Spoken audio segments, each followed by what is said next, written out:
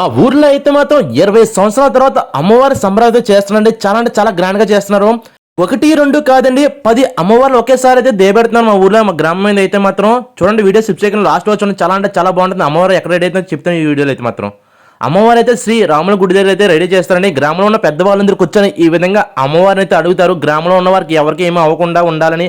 అలాగే వేటకెళ్ళిన ప్రతి ఒక్కరు కూడా మంచి మంచి చేపలు పడాలని అమ్మవారిని అయితే అడుగుతారండి. అమ్మవారు అడిగిన తర్వాత బొత్తిరాడు మీద అయితే అమ్మవారు వస్తారండి. అప్పుడు మాట్లాడతారండి అమ్మవారండి. ఒక రేంజ్లో ఉంటుందండి.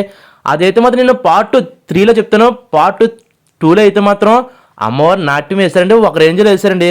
ఇదైతే ఈ సంబరం చేసి 20 సంవత్సరాలు అవుతుందండి. 20 సంవత్సరాల తర్వాత మా ఊర్లో మరీ చేస్తున్నారు. అది చూడండి విలేజ్ వాళ్ళందరూ చూడండి ఎంత ఆసక్తి చూపుతున్నారో. ఇటువంటి చూడండి నాకు చాలా అంటే చాలా ఇష్టం అండి అమ్మవారిని చూడడం అయితే మాత్రం. ఇలా ఎవరైనా చూస్తుంటే కామెంట్ చేయండి. చూడకపోతే నా వీడియో రూపంలో అయితే చూసేయండి. అమ్మవారు చూడండి ఏ విధంగా మాట్లాడుతుందో. అదైతే నేను పార్ట్ 3లో ఖచ్చితంగా చూపిస్తాను.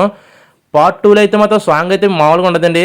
అమ్మవారు నాట్యం వేసినంత ఒక సాంగ్ తీసాను, అది కూడా చూపిస్తాను. చూడండి అమ్మవారు ఏ విధంగా నాట్యం వేస్తున్నారో.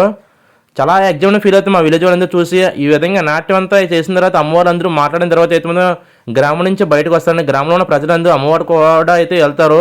నేను కూడా వెళ్తాను. ఎక్కడికి వెళ్తున్నా అది పార్ట్ 3లో చెప్తాను. అది కూడా చూసారా అమ్మవారు నాట్యం వేసిన చూడండి ఒకసారి ఏ విధంగా వేస్తారో. అమ్మవారు నాట్యం వేసి చూస్తుంటే నాకు 2 కళ్ళు సరిపోలేవండి, అంత చక్కగా వేస్తున్నారు. ఇలా చూడడం అంటే నాకు చాలా అంటే చాలా ఇష్టమండి.